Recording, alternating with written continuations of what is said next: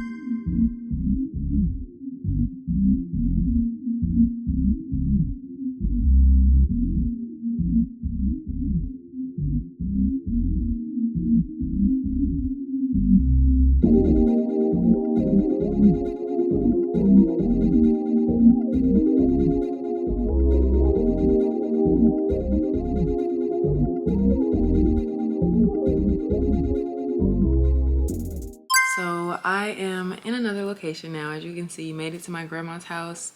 I did get some pickups from the library, but I just wanted to chat a little bit before I finish reading the book that I was last reading, where we last left off. When I first started this video, I was reading Real by Kennedy Ryan. I probably had about like maybe 80 pages left when I started the video, and I just finished it a few hours ago.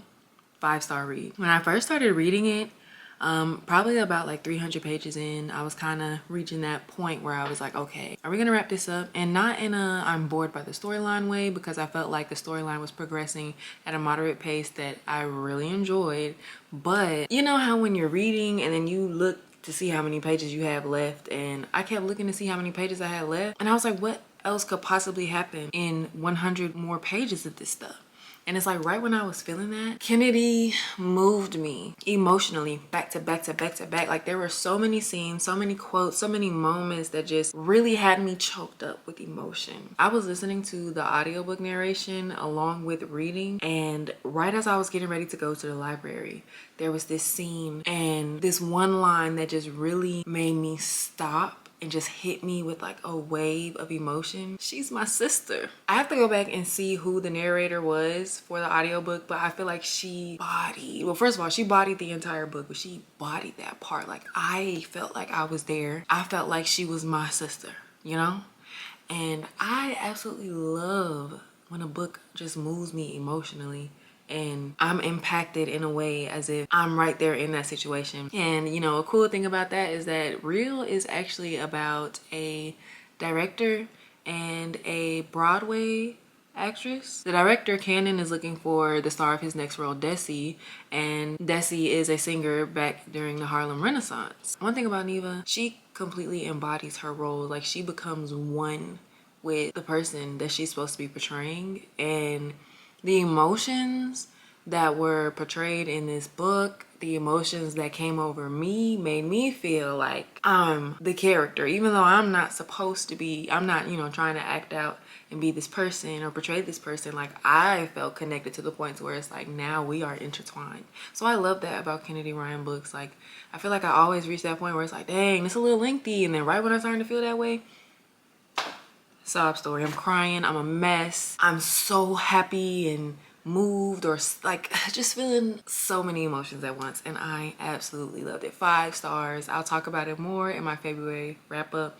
Hopefully by the time this video comes out, that video will already be out, so you can kind of bounce back and forth between the two. After I finished reading Real, I actually started on Giovanni's Room by James Baldwin. My goal was to actually finish Giovanni's Room today at the library, but I did have a video drop at 4:30 and the connection at the library was horrible, so I wanted to get somewhere that was a little bit more cozy and had a better connection so I can make sure my video went up when it was supposed to. I am gonna finish that today because I do want to finish it before the month of February is up. Like, we literally just have a few hours left. The physical copy that I had of Giovanni's Room actually had an introduction, and I'm glad that I read the introduction because it gave me a better understanding of Giovanni's Room, but also James Baldwin and just the method to his madness. The introduction mentioned how in Giovanni's first book, he wrote about the African-American experience in Harlem, and the publishers really wanted him to stick to that. Like, you're Black, you're writing about the Black experience, you got your audience, your niche, you need to stick to that.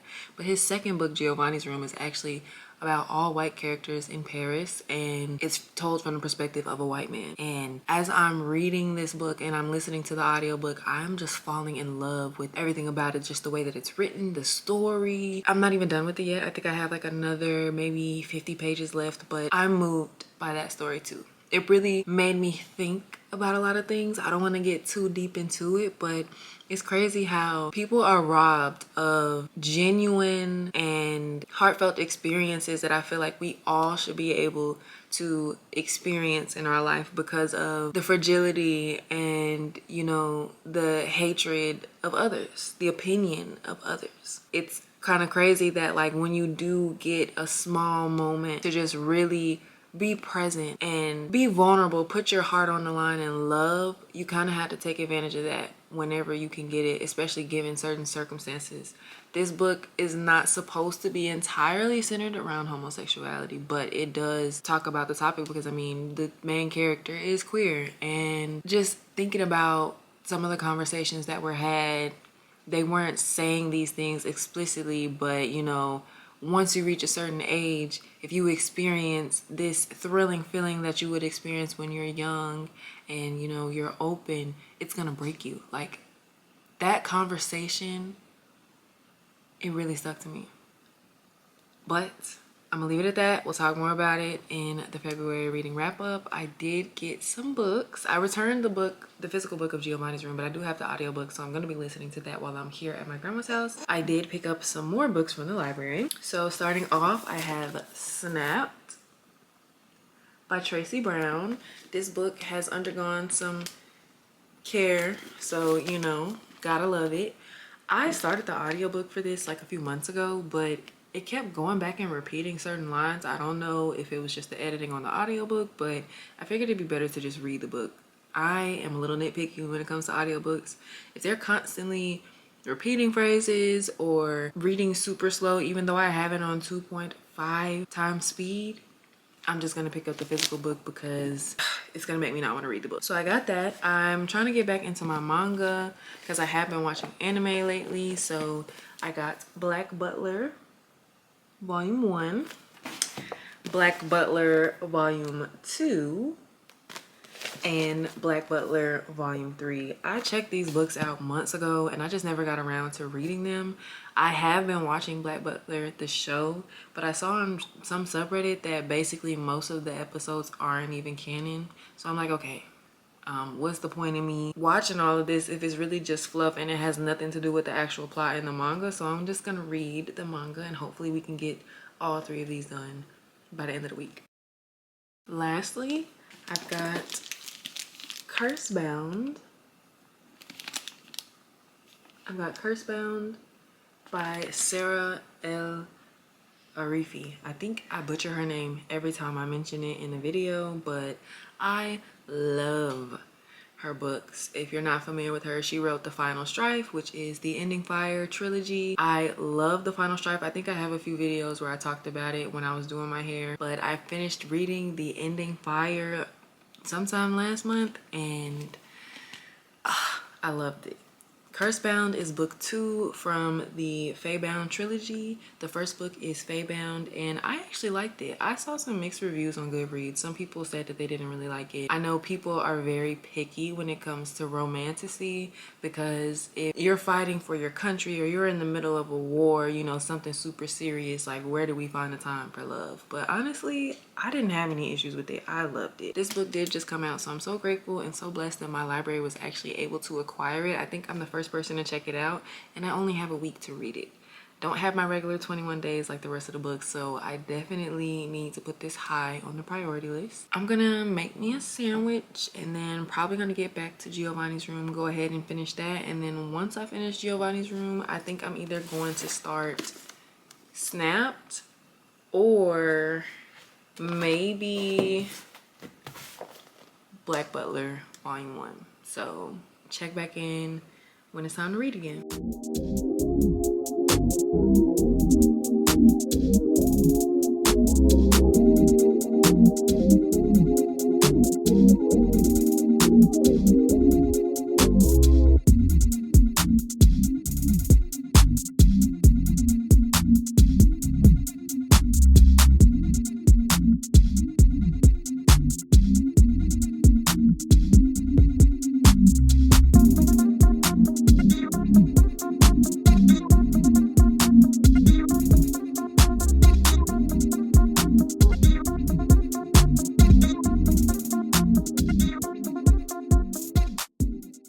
So it is 6:02 and I just finished listening to Giovanni's Room and 5 stars all the way through. I loved it.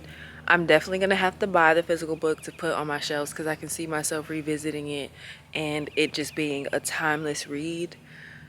I have been so moved by the books that I've read today and I love that because I feel like lately, I don't know. I don't want to say that I've been in a slump because I've still been reading, but the books just haven't been moving me emotionally like I want. And these last 2 books really have given me so many things to just think about and to just reconsider in life.